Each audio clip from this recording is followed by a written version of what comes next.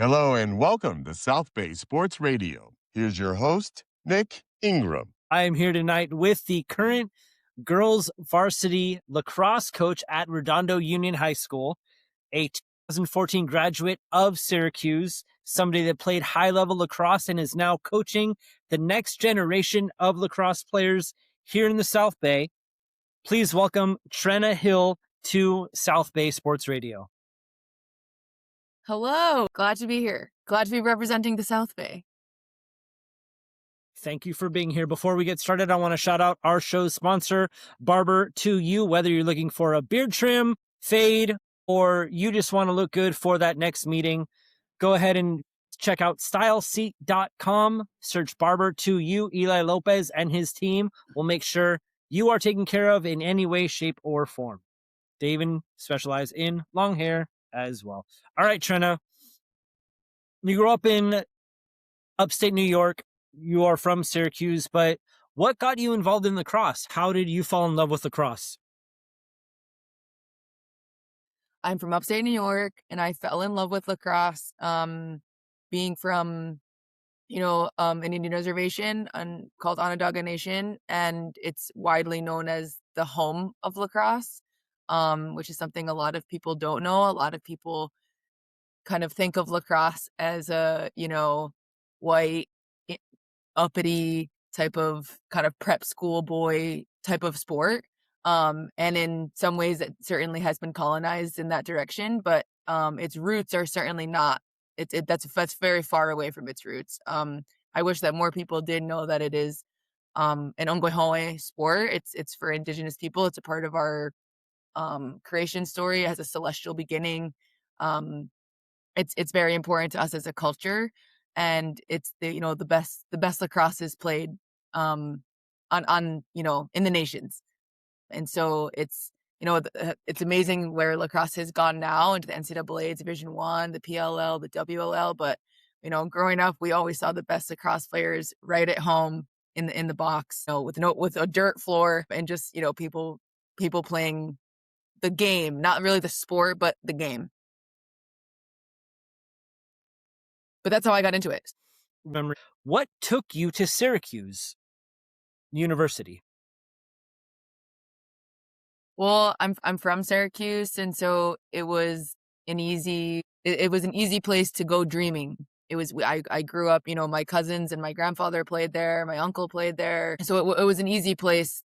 We spent a lot of time in the Dome growing up. Yes, between lacrosse games, but for other sports too. And the Dome and just being on that campus was always just felt like home. And so when they eventually, got a women's lacrosse program, it was kind of a no-brainer that it became the natural dream school, the natural place that I could see myself, that I knew that I wanted to be. Native kids don't really go far from home typically for school. We typically stay at home, and Syracuse being a top program at that time was certainly an attractive thing where I could stay close to home. And it was just kind of it was kind of really the only place that was really considered.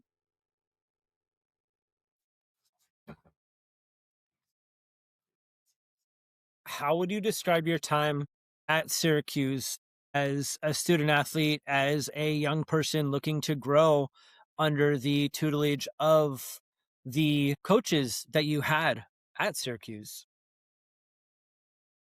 Being at Syracuse in that era was a really exciting time, not only for Syracuse, but for women's lacrosse. We had gone to the Final Four, I think, every year that I was there, except for maybe one, but I had a fifth year. So then I actually did get to go 4 years. So it was an exciting time. I think before that, it was a Northwestern, Maryland battle forever, and it was only those two really being considered top programs. But when I kind of came around, a lot of other schools were getting good, and there was that first kind of parity, it felt like, in women's lacrosse, which was an exciting thing to be a part of. I was very lucky to be coached by Gary Gate when he came. He came from not from the boys side at Syracuse, but he had traditionally coached a lot of, the boys programs in Can-Am and box. And then he was at Maryland for a long time. And so when he came and coached at Syracuse. I was in his first recruiting class. And then to be joined there by Reggie Thorpe, who is now back at Syracuse as the head coach, and to be kind of on his first wave into the women's side of the game too, which I had only known him on the men's side. He had coached my brother, and he was kind of in community with me in other corners of lacrosse. But he got to be my coach, and it was just it was a great time. I was very lucky. Kind of felt like the right place at the right time.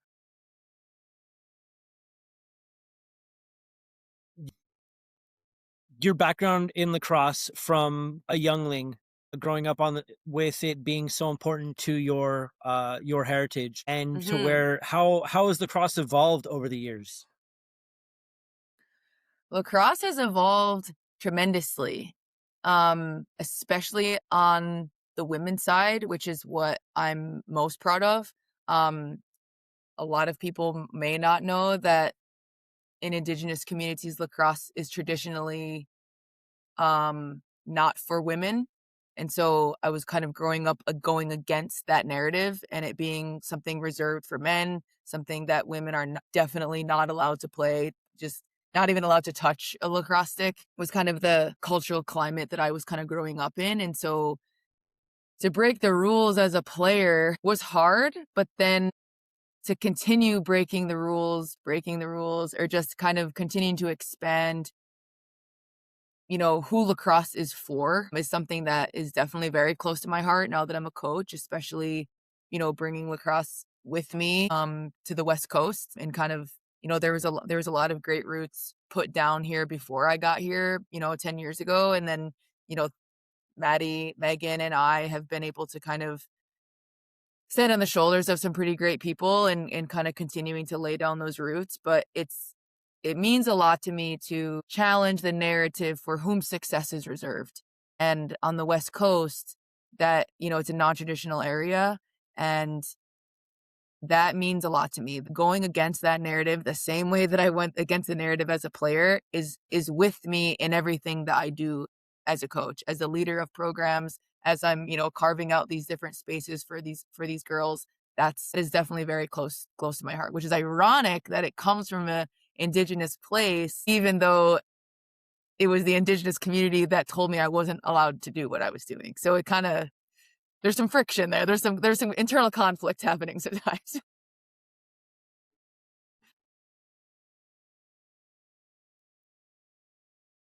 How would you describe your time after you graduate from Syracuse? Where did life take you, where you realized that you wanted to coach lacrosse?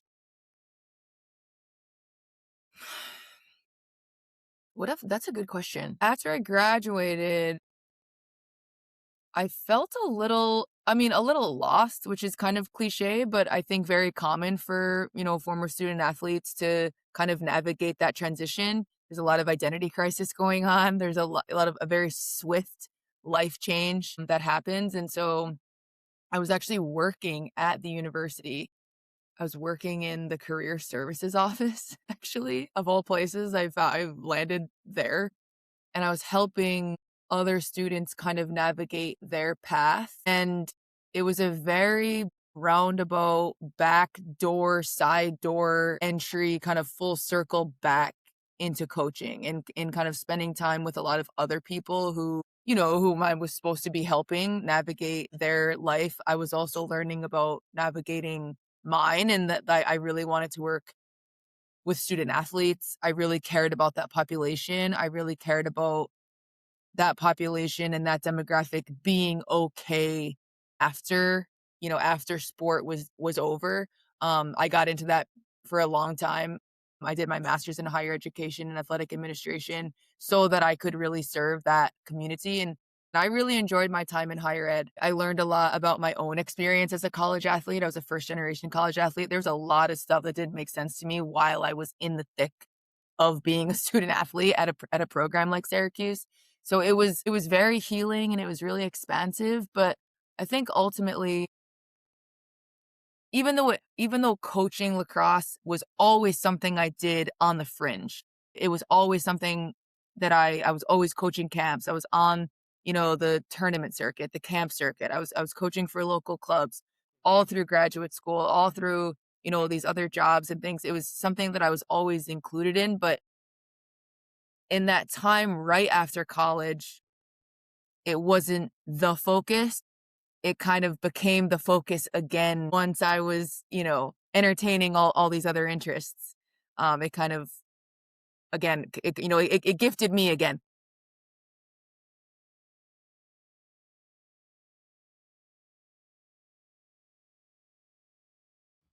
How did you matriculate west? What initially brought you to the West Coast?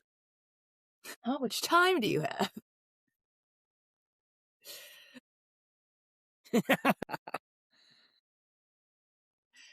It was actually a breakup that happened, and I was dating this boy, and we broke up, and it was very dramatic, and it was a whole thing.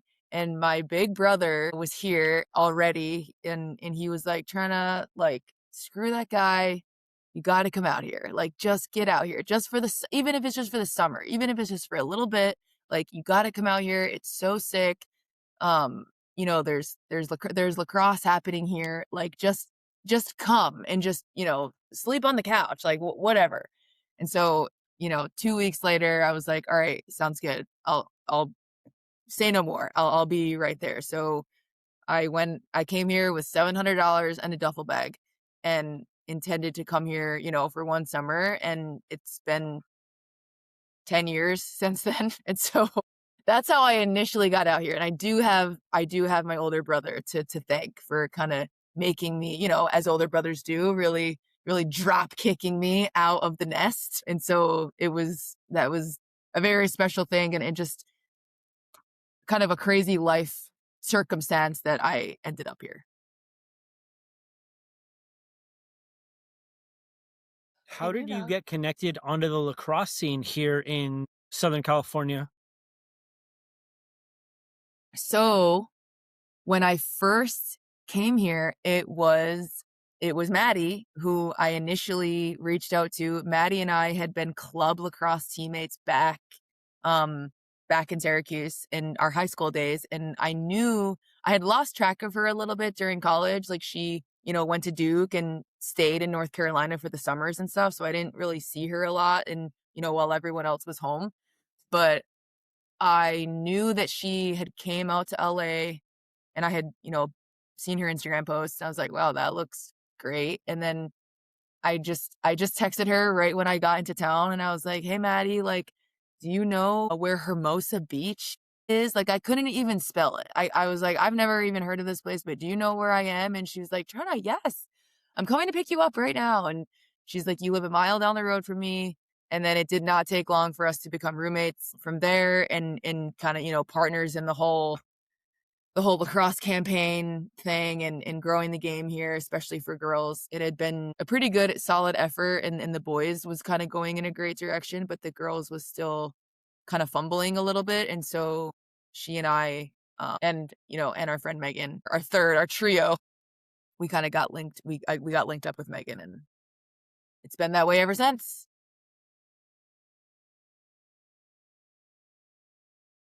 You recently took the job at Redondo Union, and that's one of the programs that has had success under your mentor at that school, Tom Borgia. But what do you see as something that this program has to offer that may be a hidden gem in the South Bay?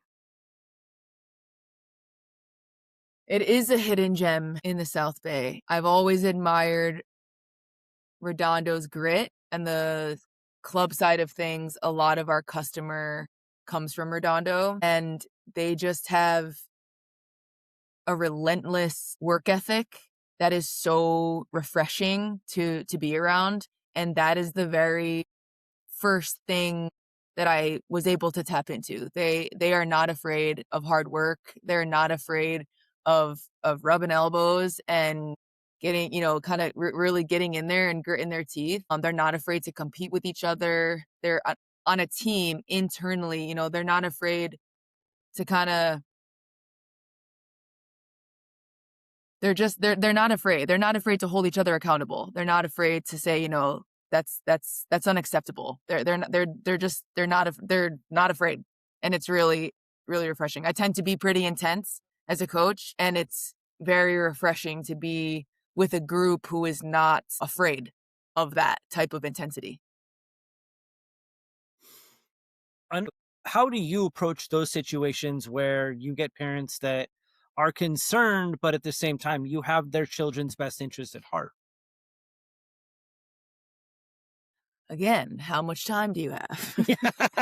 um, it's very delicate. It's a delicate era. It's a delicate climate. It's a delicate generation, both a generation of parent and a generation of athlete. But something that we say on our team is that every role is essential, whether you're a starter, a non-starter, a captain, a non-captain, a senior, a rookie, a veteran, wherever you kind of land in the imagined hierarchy, like you have a job to do and you have something that only you can contribute. And if, I think by helping people understand that they have something that only you can contribute, that generates a sense of belonging. And people will start to come around towards a center of belonging, that they'll move towards something like that, whereas they tend to move away from forcing someone to do something or shaming someone into doing something or kind of, white knuckling or gripping it too hard. And I think that's also where a lot of, the magic lives in culture. Athletes want to feel a part of something. They want a job to do. They want to be in the mix, holding hands with each other and working towards something. And that is culturally a big part of the job, to have to activate that. And especially in girls, getting that to believe that about themselves. It's really easy on teams for girls to hide and to kind of, self-select the sideline or to choose, kind of being a little not as, they don't want to really take up space a lot. But when you have something that only you can contribute, you have a job to do every day. And you have to contribute that thing because no one else can do what you do. Even if, whatever type of playing time you may or may not be getting, there is still something that you can be contributing to, and especially learning from the person who does have that spot ahead of you. Maybe it is a senior. Maybe your time is so limited that you only have 1 year to learn from this senior before it's your turn. And so there's a lot of kind of understanding that gift that only you can bring to the equation. I want to focus on this year's team for a second now. As of this evening, you're currently 9-3 with two very Mhm. big wins so far in the season, one against Foothill, the defending champion, and one against Mira Costa. How would you describe the season so far with those wins under your belt, knowing that you've got Mira Costa on the schedule when the regular season ends next Wednesday night? It's been an exciting year for Redondo. It's been a really great journey to be a part of.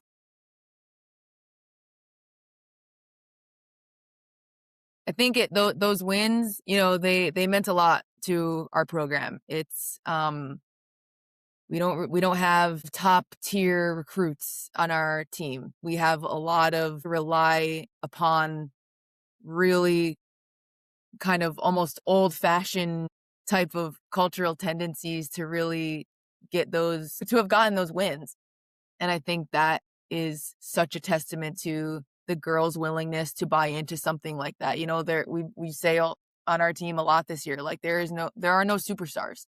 There are no superstars on this team. And, one person or two people or a big three, can't win a whole game. Maybe they can win one game, but they can't win multiple games. And so something that I have embraced this year is that, every role is essential, like I said, and that makes it everyone's problem when something goes wrong, and it makes it everyone's shared success when something goes right. And we have 21 people who believe in that and who play like that. And so I think that is a really big spark and big thing that we rally around together. We really keep that value at the center of what we're doing this year. Who have you seen be the biggest contributors to the success of this team? How much time do I have? I got all night. Yeah, all 21. All 21. I think if you looked at the stat sheet and if you looked at the way that success is measured according to the sport, according to the stats, according to, award season is coming up, I think you're going to see the name Grace Walker. I think you're going to see the name Abby Santiago.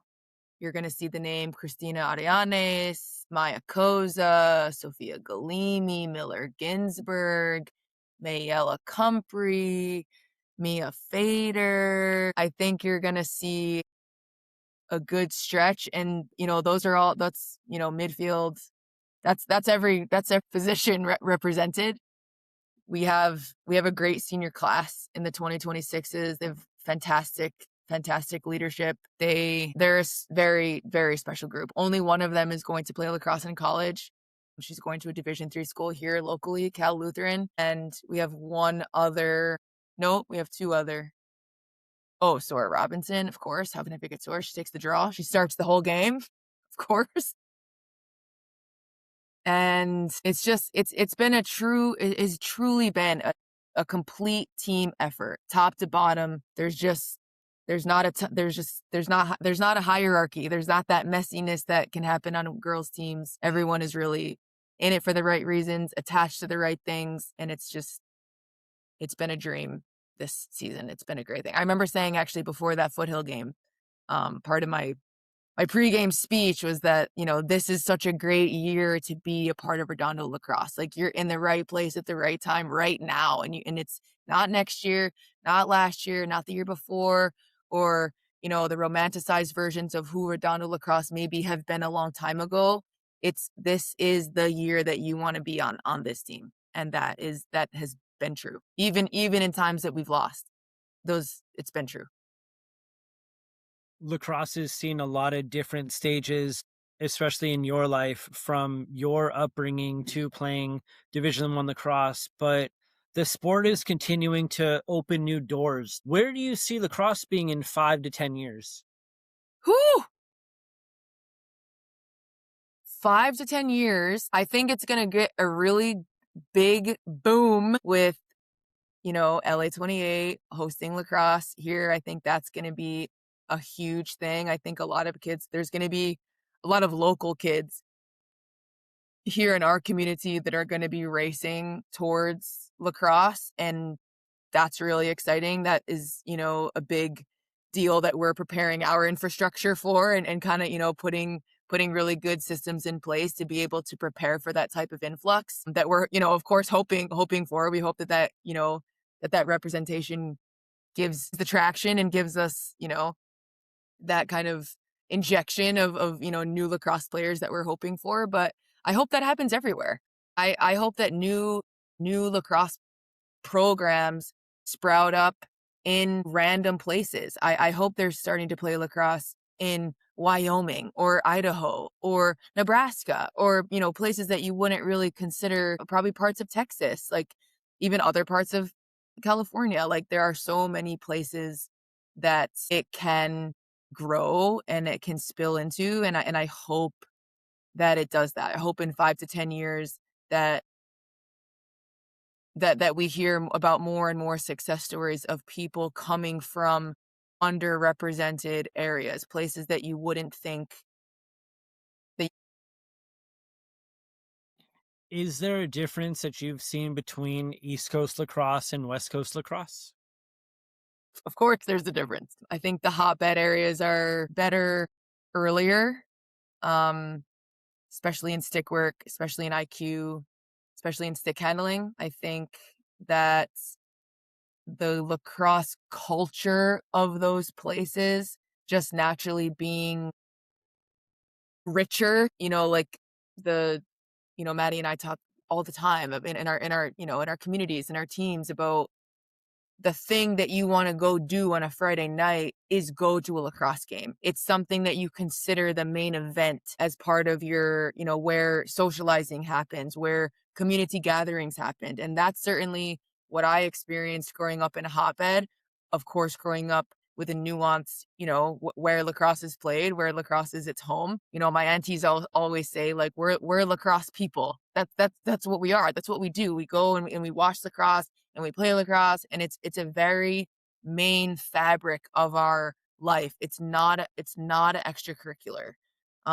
There's a lot of culture and a lot of positive things that happen with lacrosse at the center, and that piece is what we're trying to build up and out here, especially in the South Bay, across Los Angeles. And I think that if we really reflect and look back, I think we would be pretty happy with how far we've taken it. But to answer your question about East Coast and West Coast, I think that piece is really a major, major difference. And, USC is our hometown. We have one program. We have one kind of Division I program that's in driving distance, I guess, of us. SDSU is a little further away. So I don't know if people are really racing down to San Diego for, a game on a weekend, on a weekday or even on a weekend.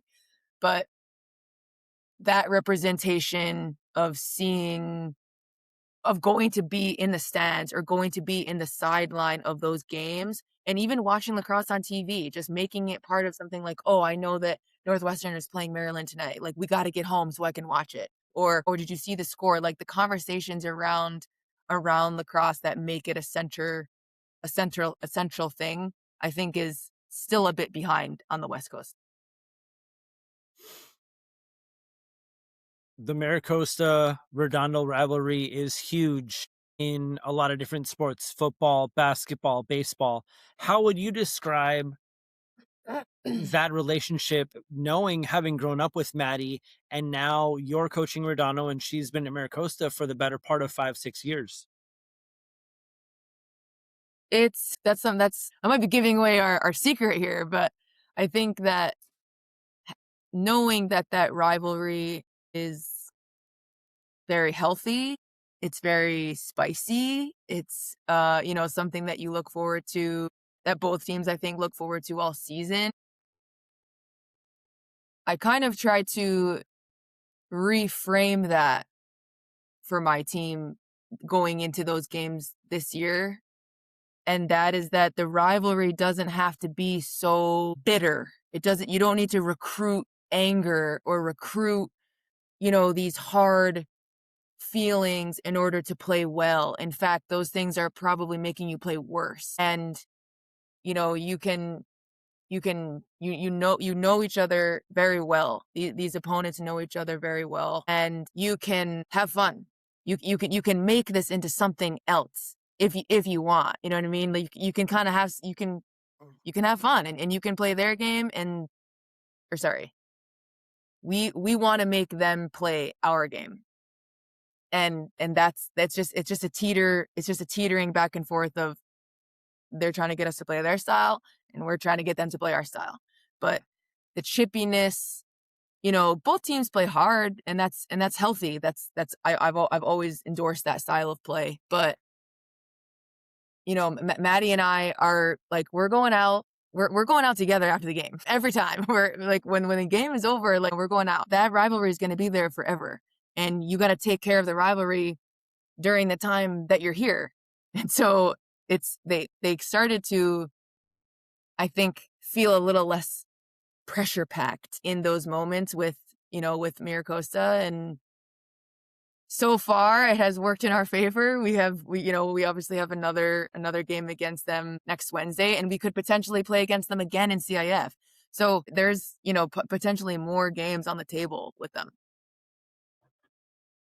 That's true, depending on where you fall in CIF, because it could be Division I, it could be Division II. Anything is possible.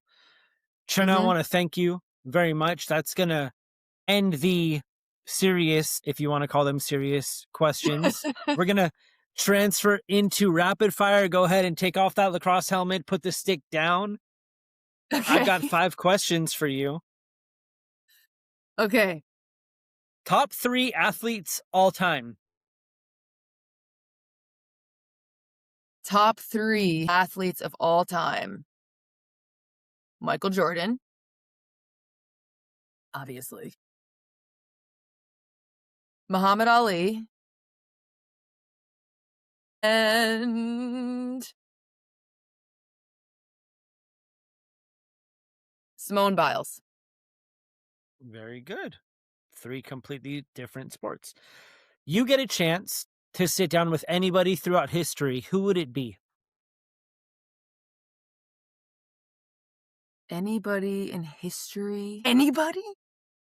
Anybody.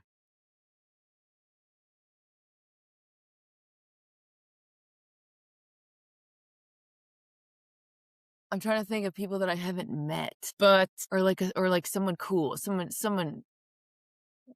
cool, someone like a celebrity. I think I might choose Muhammad Ali again. Just he was my favorite athlete for a long time, and I subscribe to him. I think I would really Very enjoy hanging out polarizing with him. figure.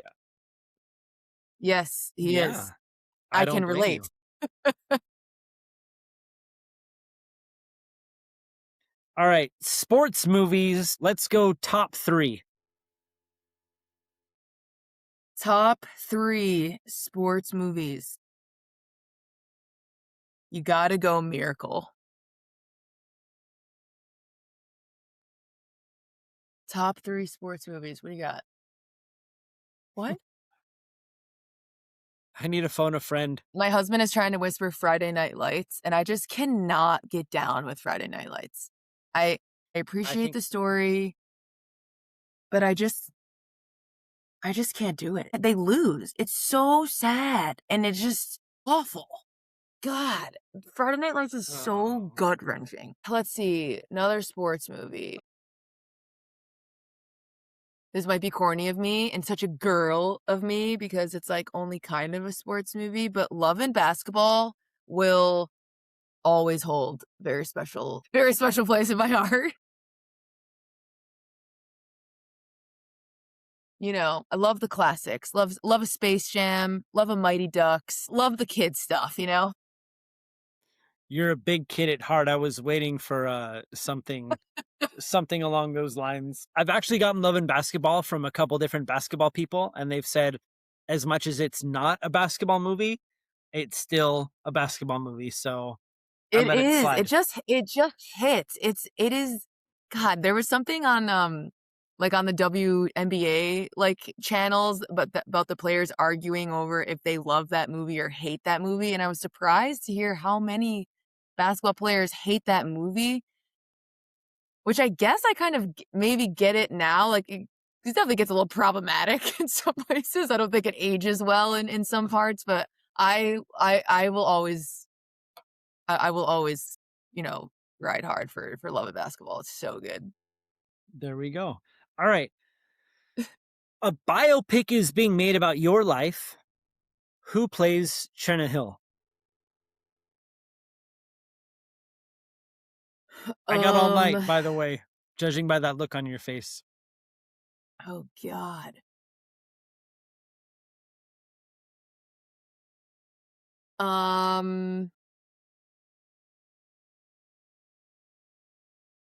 Maybe like a Jessica Biel. Okay. I could see her doing an okay job. I don't know a lot of her movies, but I feel like